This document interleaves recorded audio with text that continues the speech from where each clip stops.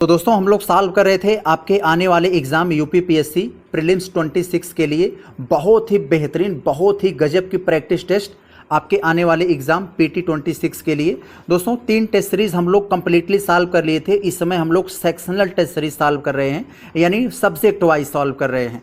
तो दोस्तों हम लोग पहले पूरे सब्जेक्ट का एक एक टेस्ट सीरीज सॉल्व कर लेंगे, उसके बाद हम लोग शेडो पेपर पर आएंगे, यानी जैसे एग्जाम में मिक्स करके पूरा पूछा जाता है, आपके सिलेबस को ध्यान में रख के उस तरह से। तो दोस्तों 3 टेस्ट सीरीज कर लिए थे, ये चौथी आपकी इकोलॉजी एंड इन्वायरमेंट की है। शुद्ध रूप से जितने भी प्रश्न हैं सब के सब आपके पर्यावरण एवं पारिस्थितिकी तंत्र से मिलेंगे दोस्तों।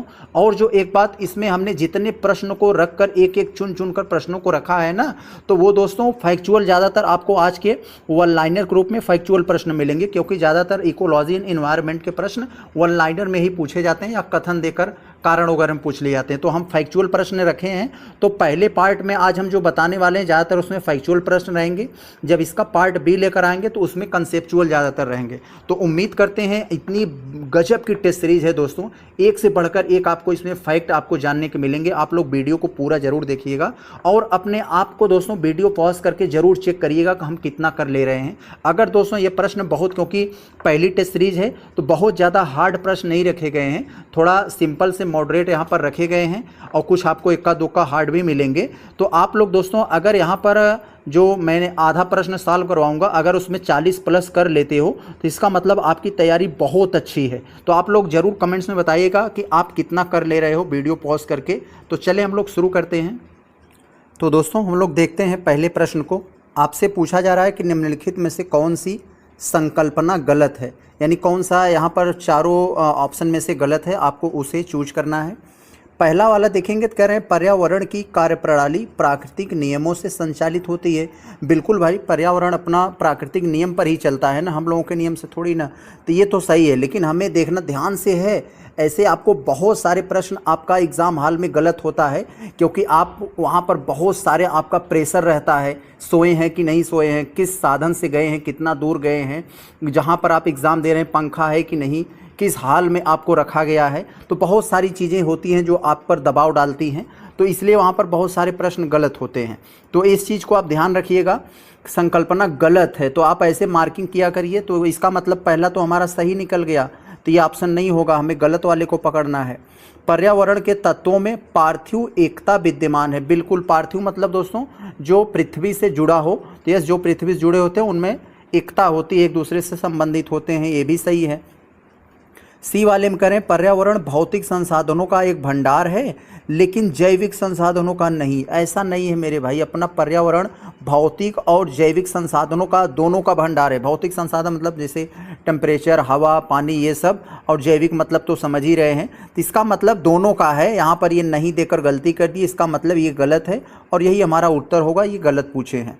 चौथा वाला इसका मतलब अपने आप सही हो जाएगा अगर हम सी के लेकर कॉन्फिडेंट हैं कि पर्यावरण व्यवस्था में स्वयं संवर्धन की स्वयं संवर्धन क्षमता विद्यमान होती है। बिल्कुल मेरे भाई, पर्यावरण अपने आप को संवर्धन करने की क्षमता रखता है। हाँ, बस ध्यान रहे कि आप जो संसाधनों का दोहन कर रहे हो उसके एक लिमिट के वैज्ञानिक के अनुसार होना चाहिए। तो चलें दोस्तों हम लोग देखते हैं। यहाँ पर आपके इंग्लिश वर्जन, यहाँ पर जो इंग्लिश वर्जन का भी प्रश्न आपको दिया है, अगर कहीं आप शब्द को लेकर, टेक्निकल वर्ड को लेकर कन्फ्यूज़न हो तो देख लीजिएगा आप। आगे चलें दोस्तों हम लोग देखते हैं। यहाँ देखें, यहाँ दूसरे वाले में जो आपसे पूछा जा रहा है, कह रहे हैं कि कौन सी व्यवस्था प्राकृतिक नियमों से संचालित नहीं होती है। तो कौन सी व्यवस्था प्राकृतिक नियमों से संचालित नहीं होती है उसे आपको बताना है। तो मेरे भाई खाद्य श्रृंखला जो आपका फूड चेन है, ये भी प्राकृतिक नियम ही है, नो डाउट। मानव प्रेरित पारिस्थितिकी, मानव प्रेरित यानी एंथ्रोपोजेनिक के बारे में पूछा जा रहा है। तो मानव प्रेरित पारिस्थितिकी यानी जिसे मानव के द्वारा पारिस्थितिकी का निर्माण किया गया है, तो वो दोस्तों प्राकृतिक नियमों से वही नहीं चलती, क्योंकि खुद मानव ने बनाया है। तो यहाँ पर थोड़ा सा आपको दिमाग लगाने की ज़रूरत है। ऑप्शन नंबर आपका बी हो जाएगा, क्योंकि दोस्तों ये टेस्ट सीरीज़ जो आज हमारी सेक्शनल ये चल रही है, ये इकोलॉजी इन्वायरमेंट की, तो शुरू में आपको कुछ फैक्चुअल प्रश्न मिलेंगे, क्योंकि एग्ज़ाम हाल में दोस्तों ना आप थोड़ा ध्यान देखेंगे, एग्ज़ाम में जो प्रश्न पूछे जाते हैं इकोलॉजी एंड एनवायरनमेंट से ज़्यादातर वो वन लाइनर होते हैं। इस बात को आप थोड़ा सा ध्यान रखिएगा। ऐसा नहीं कि सिर्फ आपको आईएएस लेवल का करवाने लगे, बहुत सारी बड़ी बड़ी कोचिंग संस्थाएं हैं, वो आपस में कंपटीशन करने के लिए तू कितना कठिन बनाता है, मैं इतना कठिन बनाता हूँ, वो सब आपस में कंपटीशन करते हैं। लेवल क्या होता है एग्ज़ाम का उनको वो पता नहीं, क्योंकि दोस्तों मैं 2 साल अभ्युदय योजना के तहत पढ़ाया हूँ। इस साल मैंने अभी छोड़ा है प्रतापगढ़ वाला, आपको मालूम है, कई बार बता चुका हूँ। बहुत अच्छे से अध्ययन है, जो सही है वही आपको बताएंगे दोस्तों लेवल का। ऐसा नहीं कि आपको दिल्ली मुंबई आगरा टहला दिया जाए और आप प्रयागराज की गलियों में फंस जाएं, तो ऐसा नहीं होना चाहिए। तो एक लेवल का होना चाहिए जिस लेवल के आते हैं। आगे चले देखें हम लोग, धीरे धीरे लेवल बढ़ेगा भी। तीसरे वाले का अगर हम लोग देखें यहाँ आपसे पूछा जा रहा है कि पर्यावरण अपार शक्ति भंडार, पर्यावरण में अपार शक्ति भंडार है। बिल्कुल है मेरे भाई, बहुत ताकत है पर्यावरण में, बहुत कुछ है। अब यहाँ पर कारण में कह रहे हैं ऐसा आखिर क्यों है, क्योंकि दोस्तों पर्यावरण शक्तियों एवं प्रक्रियाओं के फलस्वरूप पर्यावरणीय तत्वों का निर्माण करता है। तो ये बिल्कुल है दोस्तों, यहाँ पर आपका जो ऑप्शन होना चाहिए ये वाला, मतलब कथन भी सही है और कारण भी सही है, तो इसको ये एक्सप्लेन भी कर रहा है। तो आपका यहाँ पर कौन सा हो जाएगा, ए वाला, यही ए सही है।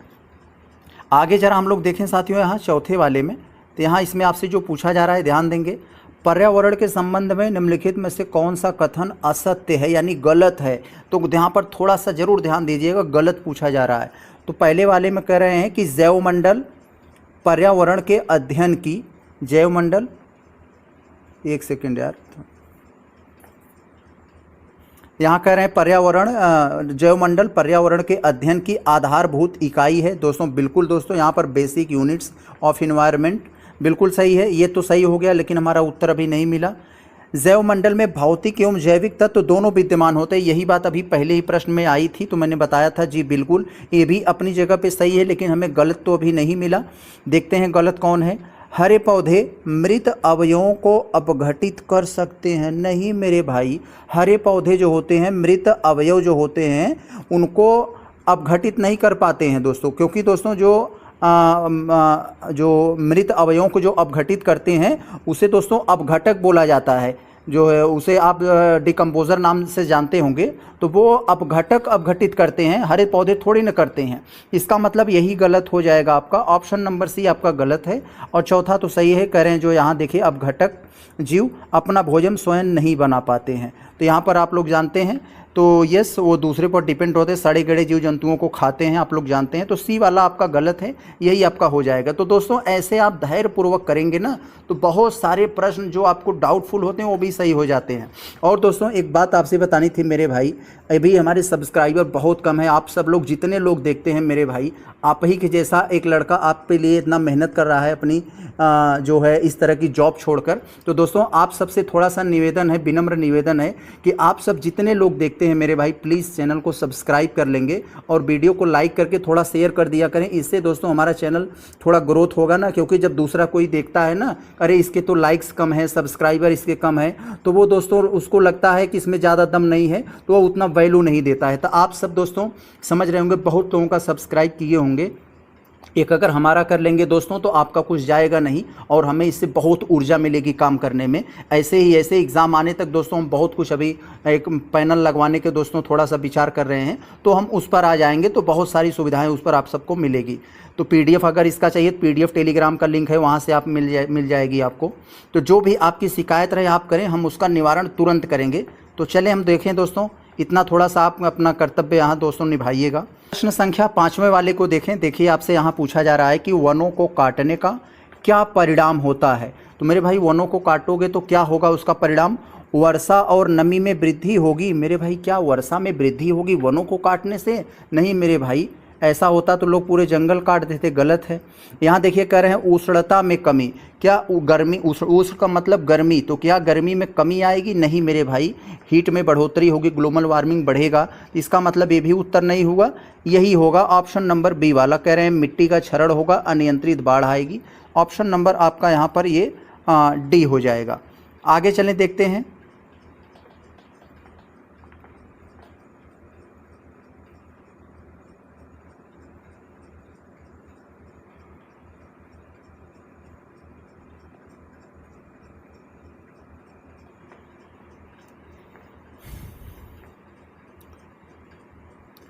आगे देखें दोस्तों, हम प्रश्न संख्या 6 वाले को देखें। तो यहाँ प्रश्न संख्या 6 वाले में आपसे पूछा जा रहा है, थोड़ा ध्यान देंगे इधर। कह रहे हैं कि वनों तथा वृक्षों तथा वनों को काटने पर, वृक्षों और वनों को काटने पर किस प्रकार की हानि होती है? तो मेरे भाई क्या कौन सी हानि होती है? वायुमंडलीय परिवर्तन होता है, ये तो होता ही है मेरे भाई। क्या प्रदूषण का खतरा भी होता है? तो ये भी होता है। भूमि संरक्षण का ह्रास होता है, यह भी होता है मेरे भाई, क्योंकि भूमि वगैरह का कटाव बड़ा तेज़ी से होता है जब बाढ़ वगैरह आती है। इसका मतलब वनों को काटने पर ये डी यानी उपर्युक्त तीनों प्रकार का दोस्तों हानि होती है। ऑप्शन नंबर आपका डी हो जाएगा। आगे चले दोस्तों, सब के सब कई बार रिपीट हुए हैं। जो फैक्चुअल प्रश्न मैं जानबूझकर पहले रखा हूँ, क्योंकि शुरुआत में ही लेवल का दे देंगे तो ये हो जाएगा, लेकिन ज़्यादातर इन्वायरमेंट में ऐसे ही प्रश्न आपसे पूछे जाते हैं फैक्चुअल। तो यहाँ कह रहे हैं कि जीवों के पारिस्थितिकी कारकों का प्रयोग, जीवों के पारिस्थितिकी कारकों का योग पर्यावरण है। यह किसका कथन है? ऐसा किसने कहा था कि जीव के पारिस्थितिकी कारकों का योग पर्यावरण होता है? यानी कोई ऐसे जीव हो गया और उसके आसपास जो चीज़ें होती है वो सब मिलाकर वो उसका जो है पर्यावरण होता है। तो ऐसा किसने कहा था? तो ये फिटिंग ने कहा था। ए फिटिंग, ऑप्शन नंबर ए। ऐसे जोड़ लीजिएगा, आसपास की सारी चीज़ें को फिट कर दोगे तो फिटिंग हो जाएगा, यानी वही पर्यावरण होगा। तो आप ऐसे इसको याद कर सकते हैं। बाकी यहाँ तो ये सब को जानते हो, लैमार्क ये सब तो नहीं होंगे यहाँ, चार्ल्स डार्विन, आप ये थोड़ा एलिमिनेट कर भी कर सकते हो। यहाँ अगर हम लोग देखें साथियों, 8वें में पूछा जा रहा है कि अधोलिखित में से भौतिक वातावरण का तत्व नहीं है। भौतिक वातावरण में पहले ही बता चुका था, जैसे दोस्तों हवा हो गया, पानी हो गया, ये सब जो होते हैं ये भौतिक वातावरण के तत्व माने जाते हैं। तो भूमि के रूप, मिट्टी, खनिज, बस्तियाँ। तो यहाँ पर दोस्तों कौन सा वातावरण भौतिक वातावरण का तत्व नहीं है? देख सकते हैं, यानी भूमि भी है, मिट्टी भी है, खनिज भी है। ये बस्तियाँ जो हैं ये वातावरण का भौतिक वातावरण नहीं है। ये देखिए, प्रश्न संख्या 9 में आपसे पूछा जा रहा है कि सतत व अस्थायी विकास, सस्टेनेबल डेवलपमेंट के बारे में पूछा जा रहा है आपसे, किस प्रकार की अवधारणा से संबंध रखता है? तो मेरे भाई सतत एवं स्थायी विकास किस प्रकार की अवधारणा से संबंध रखता है? तो नियतवादी अवधारणा कि यहाँ पर संभववादी अवधारणा कि नवनियतवादी अवधारणा, कि इनमें से कोई नहीं? तो मेरे भाई आप लोग जानते हैं सतत विकास क्या कहता है कि हम संसाधनों का इस तरह से दोहन करें कि हमारी भी ज़रूरतें पूरी हो जाएं और हमारे आने वाली पीढ़ियों को भी संसाधन के लिए न तड़पना पड़े, उनके लिए भी संसाधन बचे रहें। यानी यह एक नया कंसेप्ट दिया गया। तो ये नवनियतवादी हो गई। यानी नियतवादी क्या होता था कि जो चल रहा है वही परंपरावादी। संभववादी में हम सब कुछ संभव कर सकते हैं, चाहे जैसा इन्वायरमेंट हो हम उसे अपने अनुकूलित कर सकते हैं। नवनियतवादी में क्या कहा गया कि हम उतना ही छेड़ें जितना चल जाए। तो ये एक नया कंसेप्ट दिया गया। ऑप्शन नंबर सी आपका हो जाएगा। आगे चलें दोस्तों, देखते हैं। ऐसे ऐसे आप छोटी छोटी चीज़ों को याद करे रहेंगे, क्योंकि ये चीज़ें दिमाग में हो सकता है यही चीज़ें आपके कथन कारण के पूछ दे, कई सारा आपको कथन देकर उसमें पूछ दे। तो ये सब आपको आना चाहिए। पर्यावरण एक अविभाज्य समष्टि है। समष्टि का मतलब समस्त, यानी टोटल की बात करता है। तो पर्यावरण एक अविभाज्य यानी बिना बटा हुआ समष्टि है, यानी एक साथ है। तो इसकी रचना होती है। तो पर्यावरण एक अविभाज्य समष्टि है जिसकी रचना होती है। कैसे होते हैं ये आपको बताना है। क्या भौतिक तंत्र से होती है? तो यहाँ पर नहीं मेरे भाई, सिर्फ जैविक तंत्र से होती है, ये भी नहीं मेरे भाई। भौतिक एवं जैविक तंत्र से होती है, जो कि एक दूसरे से लोग जुड़े हुए, भौतिक और जैविक तंत्र आपस में जुड़े हुए हैं, इसीलिए कहा गया है पर्यावरण एक अविभाज्य समष्टि है। ऑप्शन नंबर आपका यहाँ पर ये भी नहीं होगा। यहाँ दोस्तों है भौतिक, जैविक और सांस्कृतिक तत्वों वाले पारस्परिक क्रियाशील तंत्रों से मिला हुआ है। यस, सी वाला भी नहीं होगा। अगर हाँ डी वाला नहीं होता तो आप सी लगा सकते थे। तो ऑप्शन नंबर यहाँ आपका डी होगा। तो प्रश्न संख्या 11 वाले को देखें। देखिए आपसे यहाँ पूछा जा रहा है कि वर्तमान समय में वन क्षेत्र उसे कहा जाता है जहाँ प्रकृति में मानव क्रियाओं का परिवर्तन हुआ है। तो मेरे भाई वन क्षेत्र की जो परिभाषा दिया गया है कि वन क्षेत्र उसे कहा जाता है जहाँ मानव क्रियाकलापों का 50% से कम है, 50% से कम है, यानी 49 या उसके नीचे 50 से कम हो, यानी इसका मतलब 50 से ऊपर वहाँ पर वन क्षेत्र होने चाहिए। तो यहाँ पर प्राकृतिक मानव क्रियाकलापों का परिवर्तन हुआ है 50% से कम, तो उसे वन क्षेत्र कहेंगे। ऐसा नहीं कि वहाँ पर 2/3 मानव क्रियाकलाप हो गया और थोड़ा सा वन बचा है तो उसे वन क्षेत्र कहेंगे, तो ऐसा नहीं होना चाहिए। आपसे यहाँ पूछा जा रहा है कि पर्यावरणीय निश्चयवाद के प्रतिपादक कौन थे? तो साथियों पर्यावरणीय निश्चयवाद क्या होता है आप थोड़ा सा इसे समझ लीजिए। पर्यावरणीय निश्चयवाद का मतलब ये होता है कि जो लोग मानते हैं कि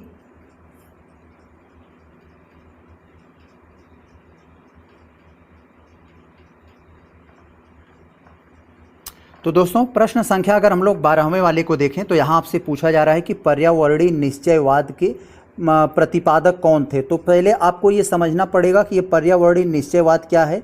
तो दोस्तों ये पर्यावरणीय निश्चयवाद एक तरह की दोस्तों विचारधारा है, एक तरह की विचारधारा है जो ये मानती है कि जो कुछ हो रहा है सब कुछ प्रकृति के द्वारा हो रहा है, वो हम सब उसमें कुछ नहीं कर सकते हैं। तो ये निश्चयवाद है दोस्तों, यही जो है पर्यावरणीय निश्चयवाद है, यानी सब कुछ प्रकृति के अनुसार हो रहा है। तो ये विचारधारा दोस्तों किसने दिया था, यहाँ पर ये आपसे पूछा जा रहा है आखिर ये किसने दिया था। तो यहाँ पर कार्ल रिटर जो हैं इन्होंने दिया था। ऑप्शन नंबर आपका यहाँ पर ये ए हो जाएगा, कार्ल रिटर ने दिया था। आगे चले हम लोग, याद रखे रहिए आप लोग। आगे दोस्तों हम लोग देखें यहाँ 13वें वाले में, तो यहाँ आपसे जो पूछा जा रहा है थोड़ा ध्यान देंगे। कह रहे हैं पर्यावरण यानी इन्वायरमेंट से अभिप्राय क्या है। तो दोस्तों इसकी परिभाषा अगर आपको आती होगी तो बड़े आसानी से कर लेंगे। भूमि, जल, वायु, पौधा एवं पशुओं की प्राकृतिक दुनिया जो इसके चारों ओर से अस्तित्व में है। तो यस, ये तो है बिल्कुल, इसमें कोई डाउट नहीं है, इसे हम पर्यावरण की परिभाषा में रख सकते हैं। तो पर्यावरण का पूछा है तो इसके कई सारे परिभाषा बन सकते हैं। तो इतना इसलिए थोड़ा सा इसमें मिर्च मसाला डाल दिया है कि बच्चे थोड़ा सा फंसे। दूसरे में कह रहे हैं कि उन संपूर्ण दशाओं का योग जो व्यक्ति को एक समय बिंदु पर घेरे हुए होते हैं। यस, जैसे हम इस समय घिरे यहाँ हैं तो हमारे आसपास की जो चीज़ें भौतिक या जैविक हैं तो मिलाकर उसे वो भी वहाँ पर पर्यावरण कहलाएगा। तो ये भी सही है अपनी जगह पर। सी वाले में करें भौतिक, जैविक एवं सांस्कृतिक तत्वों की अंतः क्रियात्मक व्यवस्था जो अंतः संबंधित होते हैं। यस, यानी तीन के तीनों हमारे पर्यावरण की परिभाषा से स्पष्ट हो रहे हैं। तो आपका ऑप्शन नंबर यहाँ पर डी हो जाएगा, उपर्युक्त सभी। बहुत अच्छा। आगे देखें यहाँ पर साथियों, अगर हम लोग 14वें वाले में, तो आपसे पूछा जा रहा है कि संयुक्त राष्ट्र संघ यानी यूएनओ ने 2002 में किसका अंतर्राष्ट्रीय वर्ष घोषित किया। तो किसका अंतर्राष्ट्रीय वर्ष घोषित किया दोस्तों, तो सतत विकास का किया। ऑप्शन नंबर आपका यहाँ पर ये ए हो जाएगा। संयुक्त राष्ट्र ने 2002 में किसका अंतर्राष्ट्रीय वर्ष घोषित किया, तो सतत विकास का किया। ऑप्शन नंबर ए हो जाएगा आपका। आपसे देखिए यहाँ पूछा जा रहा है कि सतत विकास के लिए क्या आवश्यक है। तो हर एक प्रश्न को दोस्तों 2-3 तरीके से रखा गया है कि जो उससे जुड़े हुए हैं, कि ताकि उस कंसेप्ट के बारे में पूरी तरीके से समझ विकसित हो जाए। तो सतत विकास के लिए क्या आवश्यक है, तो सतत विकास के लिए आवश्यक है कि जैविक विविधता का संरक्षण किया जाए। ये भी यस है बिल्कुल, क्योंकि प्राकृतिक जो संसाधन हैं उसके बचाने की बात की जाती है। प्रदूषण का निरोध एवं नियंत्रण किया जाए। यस, ये भी आएगा। प्रदूषण बढ़ाते जाएंगे तो भाई वैसे भी संसाधन नष्ट होंगे। निर्धनता को घटाना है। यस, इसमें ये भी है। तो इसका मतलब सभी हो जाएगा। सतत विकास के लिए ये सब आवश्यक है, उपर्युक्त तीनों। यहाँ पर आपका ऑप्शन डी बनेगा। आगे दोस्तों अगर हम लोग देखें 16 वाले में, तो कहा जा रहा है आपसे पारिस्थितिकी तंत्र में एक टिकाऊ और जैव समूह क्या कहलाता है। तो पारिस्थितिकी तंत्र में एक टिकाऊ और जैव समूह क्या कहलाता है यहाँ पर, तो वो चरम अवस्था यानी जो अंत में टिकाऊ समूह में आ जाता है तो क्लाइमेक्स यानी चरम अवस्था कहलाता है। ऑप्शन नंबर आपका यहाँ पर सी हो जाएगा। आगे यहाँ पर अगर हम लोग देखें 17 वाले में, तो आपसे पूछा जा रहा है यहाँ पर धारणीय विकास, वही सस्टेनेबल डेवलपमेंट यहाँ पर देखिए दिया है। सस्टेनेबल डेवलपमेंट हिंदी में धारणीय विकास हम लोग कहते हैं। कह रहे हैं किसके उपयोग के संदर्भ में अंतर पीढ़ीगत संवेदनशीलता का विषय है। तो किसके संबंध में है मेरे भाई, तो मैं कई बार बता चुका हूं मेरे भाई, प्राकृतिक संसाधनों को लेकर धारणीय विकास कहा गया है जो वहाँ पर बताया गया है। तो न भौतिक, न औद्योगिक, न सामाजिक, यहाँ पर प्राकृतिक संसाधन की बात की जाती है धारणीय विकास में, कि मेरे भाई संसाधनों का ऐसा दोहन करो कि आने वाली पीढ़ियों को भी मिले, सारा तुम ही लोग मत चपेट जाओ। आगे देखें यहाँ पर हम लोग, यहाँ 18वें वाले में जो पूछा जा रहा है कि भारत में धारणीय विकास का दृष्टिकोण से विद्युत उत्पादन का सबसे अच्छा स्रोत कौन सा है। तो धारणीय विकास को आप ध्यान में रखते हुए विद्युत उत्पादन करना चाहते हैं तो सबसे अच्छा आपका स्रोत क्या होगा, क्या कोयला होगा? नहीं मेरे भाई, कोयला का ज़्यादा उपयोग करोगे तो ख़त्म हो जाएगा, जैसे कई बार न्यूज़ में फैला भी है। खनिज एवं तेल का करोगे तो भी ख़त्म हो जाएगा। जल विद्युत, यस, तो इसका मतलब जल विद्युत हाइड्रो पावर का आप उपयोग करके करोगे तो धारणीय विकास का सबसे अच्छा स्रोत वही है। और परमाणु ऊर्जा भी नहीं, पोल्यूशन फैलाएगा। तो बहुत अच्छा, यहाँ पर हाइड्रो इलेक्ट्रिसिटी हो जाएगा आपका। आगे ज़रा हम लोग यहाँ पर देखें 19 वाले को, तो आपसे जो पूछा जा रहा है कि विश्व पर्यावरण दिवस जिस तारीख को मनाया जाता है क्या कहते हैं मेरे भाई? 5 जून को मनाया जाता है, अभी मनाया गया था, आप लोग देखे होंगे। ऑप्शन नंबर आपका सी हो जाएगा। 21 मार्च दिया है, 21 मार्च को जानते हैं दोस्तों क्या मनाया जाता है? विश्व वन दिवस। विश्व वन दिवस, आपने वन लगा दिया तो जस्ट अगले ही दिन वर्षा हो जाएगी, यानी विश्व जल दिवस हो जाएगा। तो इन दोनों को याद रखे रहिएगा। तो यहाँ पर विश्व वन दिवस 21 मार्च तो और 22 मार्च को क्या हो जाएगा? ये जल दिवस। तो दिनों को याद रखे रहेंगे, यहाँ पर आपको काम देगा, आगे कन्फ्यूज़न नहीं क्रिएट करेगा। आगे ज़रा अगर हम लोग देख लें 20 वाले को, तो यहाँ पर आपसे जो पूछा जा रहा है निम्नलिखित में से कौन सा एक का संबंध पर्यावरणीय सुरक्षा से नहीं है? तो पर्यावरणीय सुरक्षा से उसका कोई मतलब नहीं है, तो ऐसा कौन सा है? ऑप्शन में बैठा है तो धारणीय विकास का मतलब यस मेरे भाई सस्टेनेबल डेवलपमेंट तो पर्यावरण की बात करता है ना, ये तो है, लेकिन हमें वो बताना है जो नहीं है। गरीबी को कम करना ये भी सस्टेनेबल डेवलपमेंट में है मेरे भाई, ये भी है। वातानुकूलन, वातानुकूलन जिसे एयर कंडीशनिंग कहा जाता है मेरे भाई, एयर कंडीशनिंग में तो तमाम तरह की जो CFCs वगैरह गैसें डालती हैं जो ग्लोबल वार्मिंग में योगदान देता है, तो ये तो नहीं होना चाहिए ना भाई। पर्यावरणीय सुरक्षा के लिए ये एयर कंडीशनिंग ठीक नहीं है, तो ये ऑप्शन नंबर आपका सी गलत हो जाएगा। कागज़ के थैले का उपयोग करो, प्लास्टिक का नहीं, तो ये भी पर्यावरणीय सुरक्षा में है। ऑप्शन नंबर सी आपका बनेगा। यहाँ पर ये प्रश्न जो है ज़्यादा हमेशा ट्रेंड में रहता है। स्वचालित वाहन, स्वचालित वाहन का मतलब दोस्तों ऑटोमोबाइल्स, जो मोटर वाहन आपका चलती है, तो यानी मोटर वाहन निर्वातक का सबसे अविषाणु यानी मोस्ट टॉक्सिक धातु प्रदूषक क्या है? तो इनका कहने का ये मतलब है जो मोटर वाहन ऑटोमोबाइल्स चलते हैं और वो धुआं छोड़ते हैं, उस धुएं में सबसे ज़्यादा खतरनाक क्या होता है वो आपसे पूछा जा रहा है। तो उसमें सबसे ज़्यादा दोस्तों जो प्रदूषक होता है उसमें वो लेड यानी सीसा होता है, जो सबसे ज़्यादा खतरनाक यानी और अविषालु धातु होता है। तो ऑप्शन नंबर आपका यही बी वाला लेड हो जाएगा, सीसा। आगे दोस्तों हम लोग देखें यहाँ पर जो लोगों में तमाम बीमारियाँ फैलाता है, 22 वाले का अगर हम लोग देखें तो कह रहे हैं, यहाँ थोड़ा पढ़िएगा इसको। 22 वाले में हाल के वर्षों में इस विषय पर चिंता बढ़ी है कि मथुरा की तेल रिफाइनरी परिष्करण और ऊष्मीय शक्ति संयंत्रों के कारण आगरा के जो ताजमहल है उसको खतरा हो गया है। ताज का कोई भी संभावित क्षति पहुंच सकने का मुख्य वैज्ञानिक आधार क्या है? तो दोस्तों वहाँ क्या है कि क्योंकि मथुरा के आसपास कई सारी रिफाइनरीज हैं और उसका जो वायु प्रदूषण के माध्यम से सल्फर डाइऑक्साइड वगैरह तमाम गैसें जो जाती हैं वायुमंडल में, फिर वर्षा होती तो वर्षा के साथ वही एसिड को रूप धारण करके पानी आता है नीचे, तो वहाँ पर जो ताजमहल पर पड़ता है तो उसकी जो चमक है सफ़ेदीपन को, उसको बड़ा तेज़ी से वो पीलापन की ओर ले जा रही है। तो यही हो जाएगा अम्ल अवक्षेपण और क्षोभ मंडलीय ओजोन के यहाँ पर हो जाएगा आपका ऑप्शन नंबर, यहाँ पर आपका यही ए वाला हो जाएगा। बहुत अच्छा। आगे अगर हम लोग देखें 23 वाले को, तो ये भी प्रश्न दोस्तों 2022 से 23 के PCS में पूछा गया था, इसे आप देख लेंगे, एक बार विचार करना है और आपको बताना है कि ग्रीन हाउस गैस मीथेन के स्रोत हैं। तो ग्रीन हाउस गैस के बारे में आप लोग जानते हैं, ग्रीन हाउस गैस के मतलब प्रमुख ग्रीन हाउस गैस मीथेन के स्रोत हैं, यानी मीथेन के जो स्रोत हैं उसे बताना है। तो धान की खेत में भाई मीथेन गैस निकलती है, कोयले के खदान में से निकलती है, पशु जब पगुरी करते हैं तो वहाँ से भी निकलती है, आर्द्रभूमि जो होती हैं वहाँ से भी होती है। तो यानी चार को चारों हो जाएगा ये मीथेन गैस के स्रोत, ये चारों हैं। ऑप्शन नंबर डी हो जाएगा। ये 2022 या 23 PCS में पूछा गया था, देख लेंगे ये। आगे यहाँ पर साथियों अगर देखें 24 वाले में, तो यहाँ जो पूछा जा रहा है आपसे, प्रदूषकों को उनको दीर्घकालीन प्रभाव के साथ दिए गए कूट की सहायता सुमेलित करना है। तो ये थोड़ा सा प्रश्न बनाने में गड़बड़ी हो गई है। एक तरफ यहाँ पर आपको प्रदूषक दे दिए गए हैं और दूसरी तरफ जो है उसके यहाँ पर प्रभाव दे दिए हैं।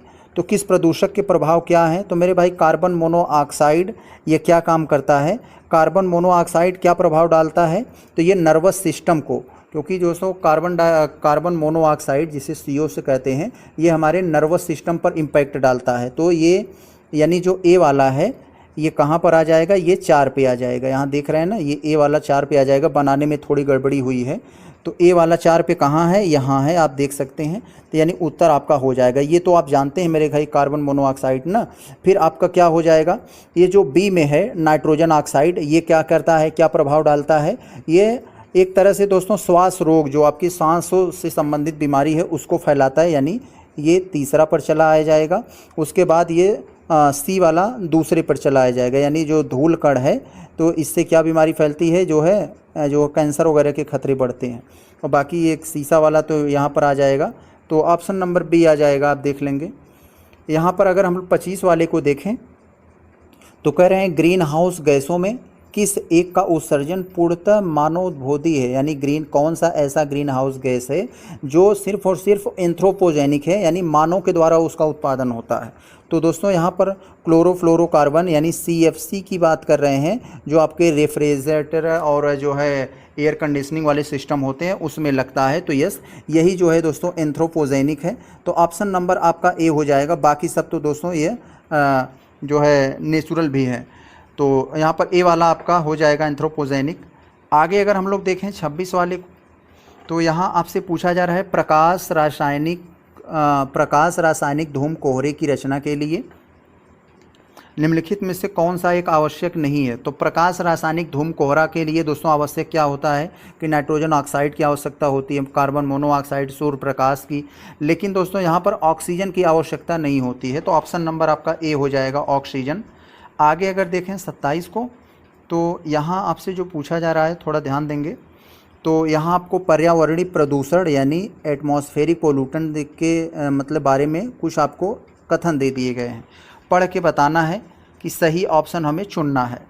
तो यहाँ पर देखें हम लोग पहले वाले को देखें, करें धरातल पर पहुँचने वाले सूर्य के प्रकाश की मात्रा को कम करता है, यानी पर्यावरणीय प्रदूषण जो होता है, बहुत सारा आप आसमान में धुआं छोड़ दोगे तो जो सनलाइट आएगी तो मेरे भाई उसको रोक लेगी ना, तो बिल्कुल रोकेगी, कोई डाउट नहीं। फोग में वृद्धि होती है, यानी कोहरा में भी वृद्धि होने लगेगा कि सब धूमिल दिखाई देगा, जैसे दिल्ली वगैरह में नहीं देखते हैं।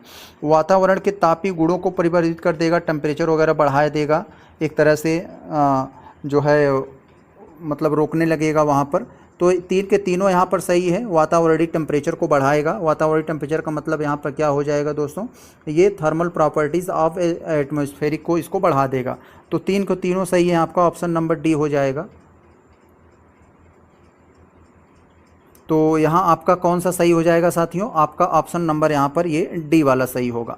आगे ज़रा हम लोग देखें यहाँ तीन के तीनों 28 में आपसे जो पूछा जा रहा है यहाँ पर थोड़ा ध्यान देंगे। कह रहे हैं कि मानव जनसंख्या का अधिकांश भाग पेयजल के माध्यम से विकिरण की उच्च मात्रा ग्रहण करता है क्योंकि इनमें निम्न तत्व पाए जाते हैं, यानी ऐसा क्या हमारे पानी में पाया जाता है जिसे हम पी लेते हैं और वह दोस्तों बहुत बड़ी मात्रा में नुकसान करता है। तो हर जगह नहीं दोस्तों, बहुत सारे जगहों पर जो सीधा पानी से जो पी लेते हैं, जहाँ पर रेडियम और रेडान वगैरह बड़ी मात्रा होती है, तो वहाँ से दोस्तों ये भूजल के माध्यम से वो मात्रा भी आ जाती है इसकी, जिससे वो ग्रहण कर लेते हैं पानी के साथ, तो उनको बड़ा नुकसान पहुँचाता है। तो ऑप्शन नंबर ए हो जाएगा। इसलिए कहा जाता है कि आप लोग अपने पानी का चेकअप जरूर करवाएं एक बार, अगर आप वहाँ से पीते हैं डायरेक्ट पंप से। हालांकि वो कई मामलों में बढ़िया होता है, आर से पानी से बढ़िया, लेकिन आप ज़रूर एक बार वहाँ पर उसको अपने पानी को चेक करवाएं।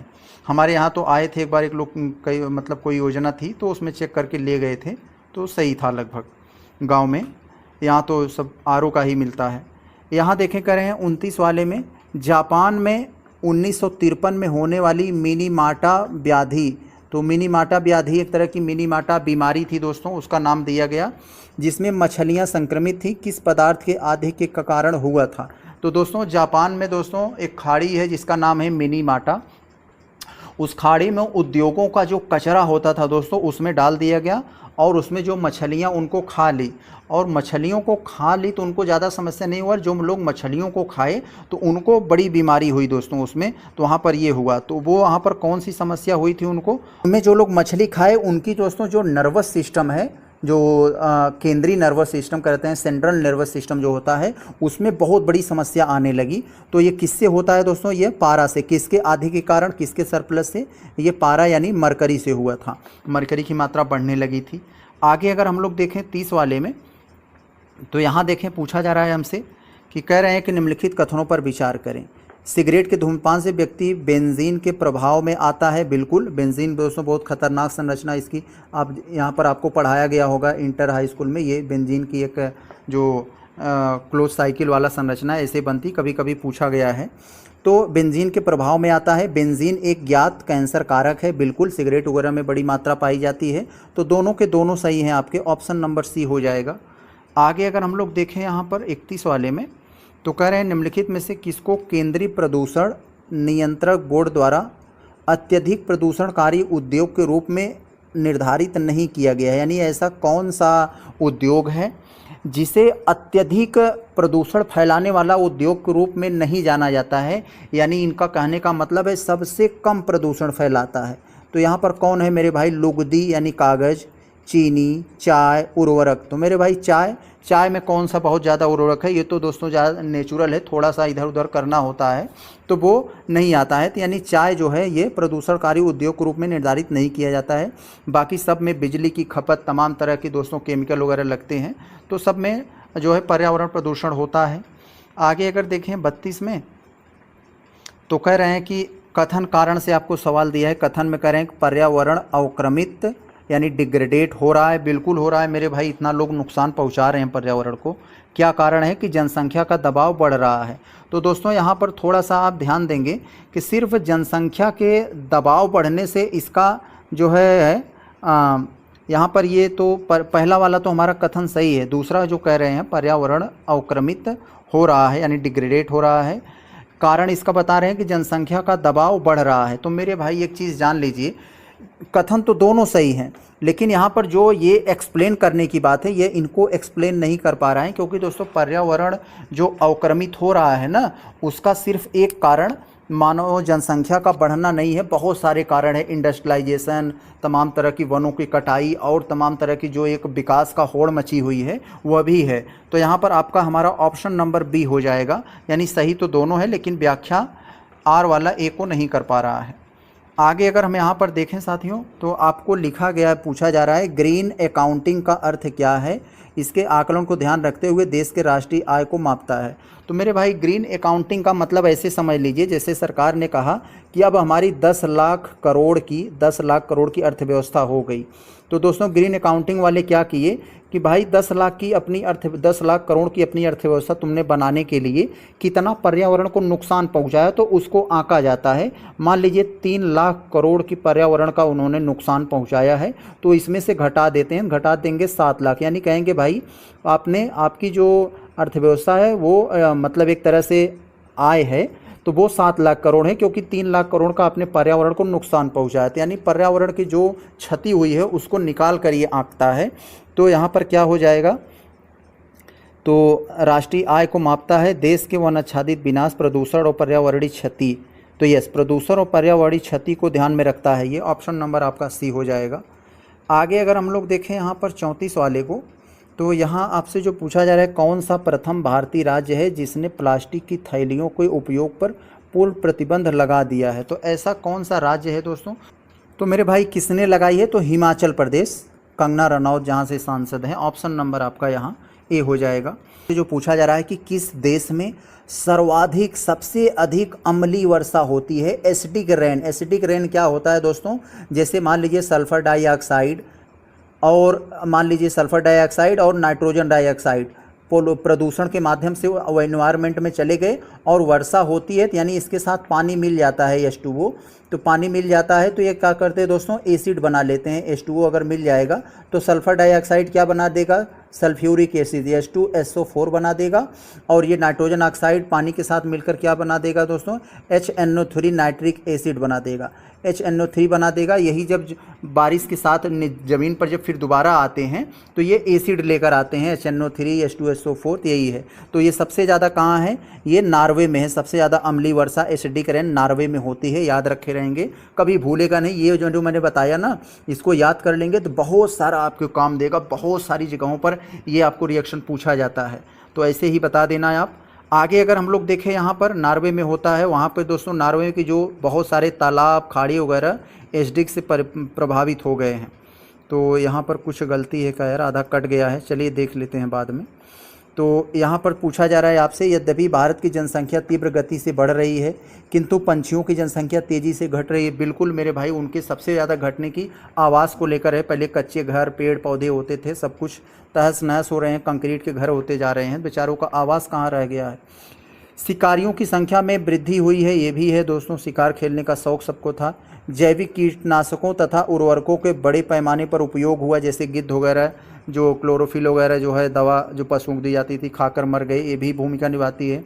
पंछियों के वास स्थान यानी निवास को बड़े पैमाने पर कटौती हुई है। कीटनाशक, रासायनिक उर्वरक और मच्छर भगाने वाली दवाओं बड़े पैमाने पर हुआ है। तो दोस्तों यहाँ पर जो कि सबसे ज़्यादा घटी है, क्यों लेकर घटी है, तो सभी हो जाएंगे, यहाँ पर सभी होना चाहिए, चार के चारों। तो कहीं दिया है, यहाँ दिया है डी वाले में, आपका ऑप्शन नंबर डी हो जाएगा। आगे चलें, अगर हम लोग देखें 37 वाले में जो आपसे पूछा जा रहा है, यहाँ पर थोड़ा ध्यान देंगे कि नाभिकीय विकिरण के बारे में आपसे दिया गया है दोस्तों, कि इसमें न्यूक्लियर रेडिएशन के बारे में। तो नाभिकीय विकिरणों का सबसे पहले प्रभावित होने वाला मानव शरीर कौन सा है? तो जैसे न्यूक्लियर रेडिएशन हुआ, कोई मान लो न्यूक्लियर बम मार दिया, या मान लीजिए कोई धीरे धीरे हो रहा है, तो न्यूक्लियर रेडिएशन में सबसे प्रभावित अंग क्या होता है मेरे भाई? तो वही सबसे, यहाँ पर मैं आपको बता दूँ, आप रट लेंगे तो ऐसे काम नहीं बनेगा। सबसे पहले वही प्रभावित होता है, वही कोशिका प्रभावित होती है जिनमें सबसे ज़्यादा विभाजन होने की क्षमता होती है। तो इन दोनों में सबसे ज़्यादा विभाजित कौन होती है?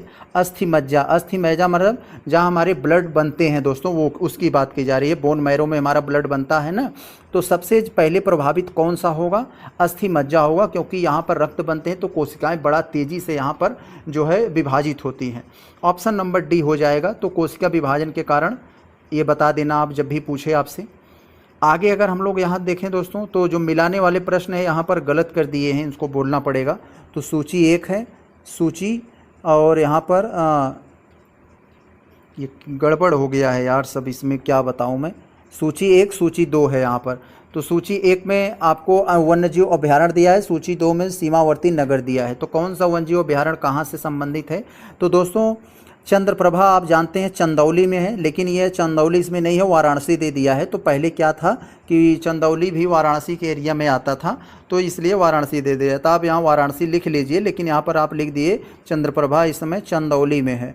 तो इसको याद रखे रहेंगे। तो यानी ए वाला आपके पास कहाँ गया? 4 के पास गया। ए वाला 4 देख रहे हैं कहाँ है? सिर्फ यहीं है और कहीं नहीं है। काम बन गया, जैसे चंदौली, जैसे चंद्रप्रभा, तो यहाँ काम बन गया हमारा। बाकी आप यहाँ पर देख लेना, यहाँ पर ये जयसंवंद जो हो दोस्तों, ये सी वाला कहाँ पे जाएगा? ये 5वें वाले में उदयपुर।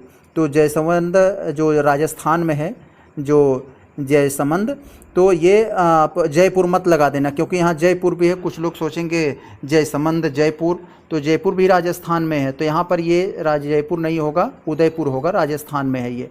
बाकी आप यहाँ पर कर लीजिएगा, आप लोग यहाँ पर मिला लीजिएगा। इससे थोड़ा सा ये गलत हो गया, क्योंकि ऐसे देना चाहिए था इनको, सूची 1 सूची 2, तो हम लोग ऐसे ऐसे करके मिला लेते। तो आप लोग देख लीजिएगा एक बार यहाँ पर।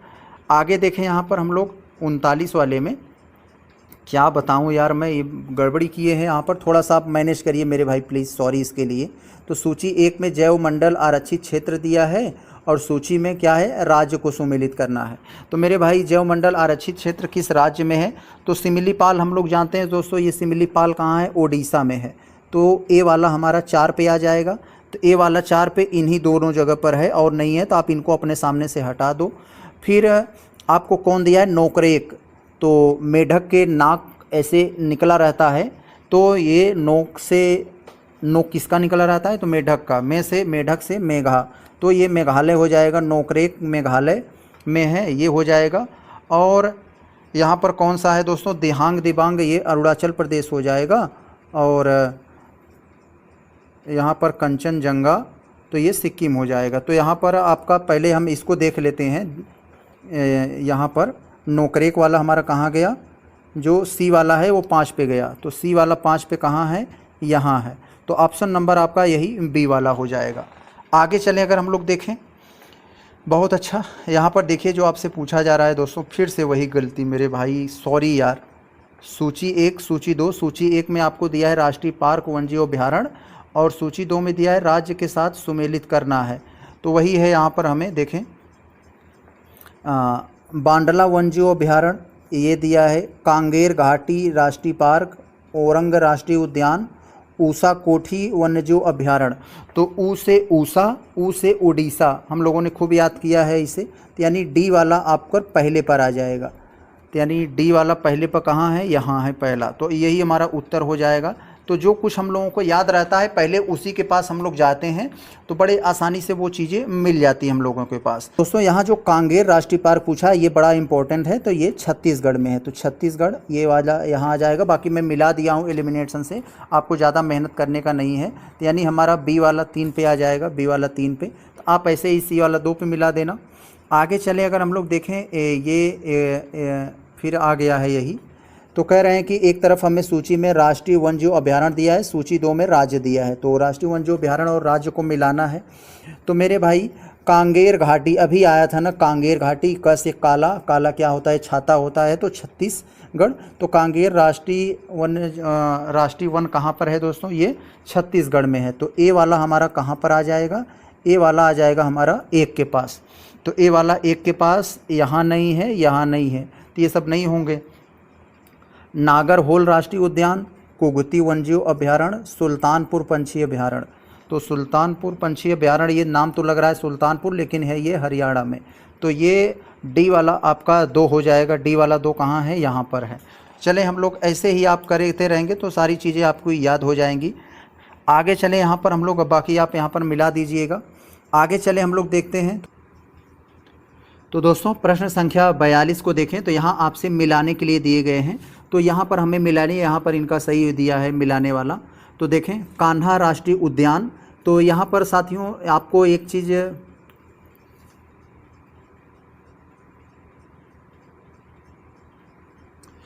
तो दोस्तों प्रश्न संख्या अगर हम लोग 42 वाले को देखें, तो दोस्तों प्रश्न संख्या अगर हम लोग 42 को देखें तो यहाँ आपसे सुमेलित करने के लिए दिया गया है, आपको बताना है सुमेलित करके। तो यहाँ एक तरफ आपको कुछ राष्ट्रीय उद्यान दिए गए हैं और दूसरी तरफ यह मध्य प्रदेश में है, तो मध्य प्रदेश के किस ज़िले में हो उस ज़िले का नाम बताना है, क्योंकि महत्वपूर्ण है, एक बार RO में ये पूछा गया था तो इसलिए यहाँ पर दे दिया गया है। तो कान्हा राष्ट्रीय उद्यान दोस्तों कहाँ पर है, तो कान्हा जी का मन हमेशा चला हो जाता था, तो मन चला हो जाएगा, यानी मंडला, तो ये ए वाला आप पे 2 हो जाएगा। ए वाला 2 पर कहाँ कहाँ है, तो यहाँ नहीं है और यहाँ नहीं है, तो इन दोनों को हटा दो, इन्हीं दोनों में से कोई होगा। अब यहाँ पर हमें देखना है बांधवगढ़ राष्ट्रीय उद्यान, बांधवगढ़ शहडोल, आपकी भैंस डोल न जाए इसलिए उसे आप बांध देना, तो बांधव डोल, तो यहाँ पर आपका बी वाला आप पे शहडोल जिला हो जाएगा MP का। अब यहाँ पर आ रहा है माधव राष्ट्रीय उद्यान, माधव राष्ट्रीय उद्यान शिवपुर में है, तो यहाँ पर आपका शिवपुरी यहाँ है, अच्छा बाकी एक बचा है तो आपका यहाँ चला आ जाएगा, तो आपका उत्तर कौन बनेगा, बी वाला 4 पे गया, ये बी हो जाएगा। आगे देखें यहाँ पर हम लोग, अच्छा तो दोस्तों प्रश्न संख्या अगर हम लोग 43 को देखें तो यहाँ आपसे पूछा जा रहा है सुमेलित करके बताना है कौन सा मेल सही नहीं है, 4 जोड़ों में से एक जोड़ा गड़बड़ मिलाया गया, उसी गड़बड़ी वाले को पकड़ना है। तो यहाँ देखें, यहाँ क्या कह रहा है दोस्तों, महुआ डांड अभयारण्य, तो यहाँ पर जो नाम दिया गया है महुआ डांड अभयारण्य, तो ये पलामू में है दोस्तों। पलामू कहाँ, ये पलामू है दोस्तों आपके झारखंड के पलामू में, तो ये तो सही है। अब ये कह रहे हैं तोप चांची अभयारण्य, ये धनबाद में है, यस ये भी झारखंड में ही है।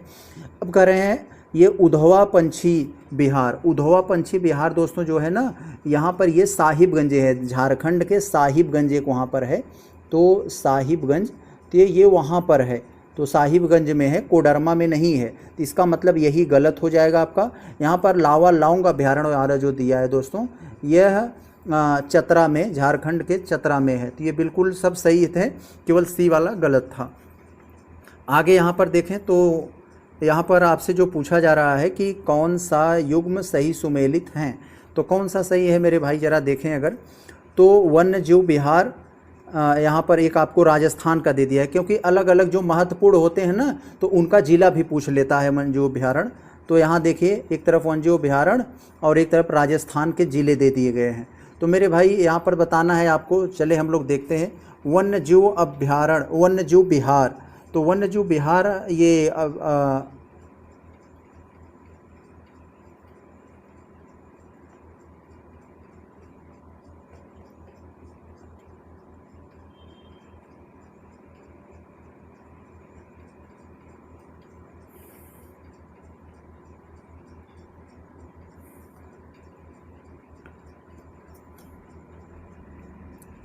तो दोस्तों प्रश्न संख्या 44 वाले को देख लें। ये भी दोस्तों यहाँ पर कुछ आपको महत्वपूर्ण वन्यजीव बिहार उद्यान दिए गए हैं।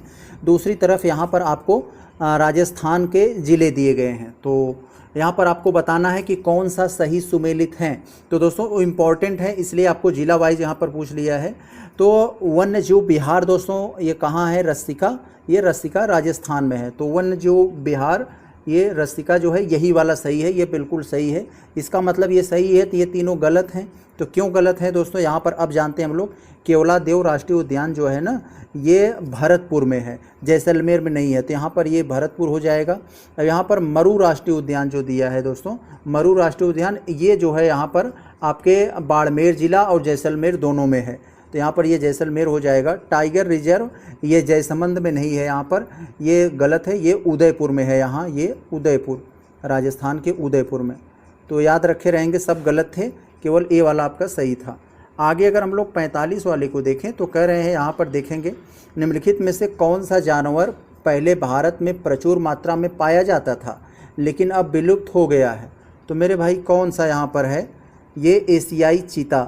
एशियाई चीता 1952 में ही दोस्तों ये विलुप्त घोषित कर दिया गया था। समय समय पर अफ्रीका, नामीबिया वगैरह से लाया जाता है यहाँ पर रखने के लिए कि हाँ ऐसे ही होते हैं एशियाई चीता। तो ऑप्शन नंबर आपका ये सी हो जाएगा, पूरी तरीके से विलुप्त पाया गया था 1952 में भी यही।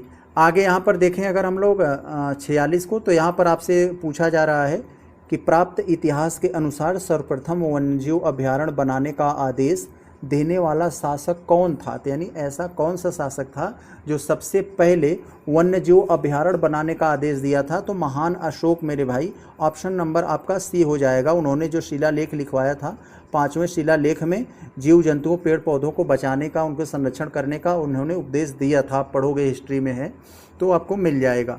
आगे अगर हम लोग देखें 47 में, तो यहाँ आपसे पूछा जा रहा है जैव सुरक्षा यानी बायोसेफ्टी का कार्टाजेना प्रोटोकॉल निम्नलिखित केंद्रीय मंत्रालयों में से कौन कार्यान्वित करता है? तो दोस्तों जो जैव सुरक्षा है, कार्टाजेना प्रोटोकॉल जो है वह किस मंत्रालय के अंतर्गत आता है? तो स्वाभाविक सी बात है, पर्यावरण वन मंत्रालय के अंदर में आएगा। ऑप्शन नंबर ये, इस समय भूपेंद्र यादव हैं इसके जो है मंत्री। आगे अगर हम लोग देखें यहाँ 47 हो गया। 48 में तो यहाँ आपसे जो पूछा जा रहा है कि डुडोंग नामक समुद्री जीव जो कि विलोपन की कगार पर है यानी खत्म होने की कगार पर है दोस्तों, बहुत ज़्यादा इंपॉर्टेंट है, ये भी पूछा गया था ये कई सारे एग्जाम में। तो डुडोंग को हम लोग क्या होते हैं दोस्तों, ये जो डुडोंग होता है, डुडोंग को हम लोग समुद्री गाय बोलते हैं। कौन सा दोस्तों? ये डुडोंग को हम लोग समुद्री गाय बोलते हैं। समुद्री गाय आखिर इसको क्यों बोला जाता है? क्योंकि यह शाकाहारी होती है दोस्तों, शाकाहारी होती है। और जब शाकाहारी होती है तो इसका मतलब कैसे वो जिंदा रहती है? तो समुद्र में जो घास फूस होती है उन्हीं को खाकर वह जिंदा रहती है। तो इसलिए दोस्तों, और यह क्या करती है कि स्तनधारी होती है यानी अपने बच्चे को दूध पिलाती है। तो यहाँ पर ये आपका क्या हो जाएगा? स्तनधारी होती है, यह विलोपन की कगार पर है। क्या है वो? तो वो स्तनधारी है डुडोंग। आगे अगर हम लोग देखें 49 में, तो आपसे पूछा जा रहा है काजीरंगा किससे संबंधित है? तो दोस्तों काजीरंगा वन्यजीव अभयारण्य ये एक सींग गैंडों के लिए जाना जाता है, असम में है। तो असम में भी दोस्तों एक भाजपा के नेता हैं, आप लोग जानते हैं, हिमंता बिस्वा शर्मा, उन्हें भी लोग गेंडा कहते हैं, तो चिढ़ाते हैं उनको गेंडा गेंडा कहकर। तो काजीरंगा ये कहाँ है? ये असम में है, तो याद रखे रहेंगे। आगे अगर हम लोग देखें यहाँ, ये आपसे जो पूछा जा रहा है फिर मिलाने वाला आ गया यार, मिलाने वाले सारे प्रश्न को इन्होंने गड़बड़ किया है, आइंदा ऐसी गलती नहीं होगी। तो एक तरफ आपको दिया गया है सूची 1 से सुमेलित कीजिए राष्ट्रीय उद्यान, और दूसरे सूची में है उसका राज्य बताना है। तो कौन सा राष्ट्रीय उद्यान किस राज्य में है? तो ईटांकी दोस्तों कहाँ है? नागालैंड में। तो छोटे छोटे बच्चे नंगे होकर टंकी में कूद जाते हैं, तो ईटांकी नागालैंड। तो ये वाला आपका यहाँ पर आ जाएगा। तो ए वाला आप पे 3 पे गया। ए वाला 3 कहाँ है? यहाँ पर नहीं है, यहाँ पर नहीं है, इसको सामने से हटा दीजिए, इन्हीं दोनों में से कोई उत्तर होगा। अब हम लोग देखते हैं यहाँ ये गुइंडी अगर ये बहुत ज़्यादा जाना जाता है। गुइंडी वन्यजीव अभयारण्य राष्ट्रीय उद्यान कहाँ है? तो ये तमिलनाडु में है। तमिलनाडु में ही कुछ गुंडों ने अपने पूर्व प्रधानमंत्री की हत्या की थी, राजीव गांधी की। तो आप ऐसे इसको कनेक्ट कर लेंगे, क्योंकि छोटी छोटी चीज़ें ऐसे कनेक्ट कर लेंगे ना तो ये सब दिमाग में भूलती नहीं है। तो इसका मतलब डी वाला आप पे 2 जाएगा, डी वाला 2 यहाँ पर भी है, तो काम नहीं बना। अब यहाँ पर देखते हैं बेतला। तो यहाँ पर जो बेतला है दोस्तों, यह झारखंड में है। कहाँ है? यह झारखंड में है, जो यहाँ दिया गया है। तो यानी पहला वाला बी पे जाएगा, तो सॉरी बी वाला हमारा पहला पे जाएगा, बी वाला पहला कहाँ है, यहाँ है, तो इसका मतलब यही हो जाएगा ऑप्शन नंबर सी। आगे जरा हम लोग देखें 51 वाले को, कह रहे हैं कि कौन सा सही रूप से सुमेलित नहीं है। तो कौन सा सही नहीं है, तभी मैंने बताया ईटांके यानी टंकी में छोटे छोटे बच्चे नंगे होकर कूद जाते हैं और टंकी के पानी की मात्रा को भी ज़्यादा कर देते हैं। तो ये तो सही है अपने आप में, लेकिन हमें बताना है कौन सा सही नहीं है। सिंगालीला जो है ये तो मतलब कौन सा सही नहीं है ना, तो ये पूछा जा रहा है। बेतला तो अभी मैंने बताया जस्ट ऊपर, आपको पढ़ने की ज़रूरत ही नहीं है। बेतला कहाँ है, मेघालय में नहीं है, यह झारखंड में है, यह झारखंड में है, इसका मतलब यही गलत है और बाकी सब आपके सही थे। आगे ज़रा हम लोग देखें अगर 51 वाले में 52 में, तो आपसे पूछा जा रहा है कि निम्नलिखित राज्यों में से किस एक में पाखुई वन्यजीव अभ्यारण्य अवस्थित है। तो पाखुई वन्यजीव अभ्यारण्य क्या होता है, तो ये कहाँ पर है, अरुणाचल प्रदेश में है, ऑप्शन नंबर ए हो जाएगा। तो यहाँ पर अरुण का पाख, अरुण ने एक पखवाड़े, तो ऐसे आप नाम याद कर लेंगे तो आपको याद रहेगा। आगे चलें अगर हम लोग देखें 53 में, तो आपसे पूछा जा रहा है मोमेंटम फॉर चेंज, थोड़ा ध्यान देंगे इधर, momentum for change climate neutral now, यह पहल किसके द्वारा परिवर्तित की गई थी। तो United nation framework convention on climate change यानी UNFCCC सचिवालय के द्वारा, ऑप्शन नंबर आपका सी हो जाएगा। आगे चले देखते हैं दोस्तों 54 में, तो यहाँ पर पूछा जा रहा है भारत का प्रथम national centre for marine biodiversity, यहाँ पर क्या पूछा जा रहा है, UNCMB यानी national centre for marine biodiversity किस शहर में स्थित है। तो यह किस शहर में स्थित है, यहाँ पर कई आपको दिया गया है कि यानी national centre for marine biodiversity कहाँ है।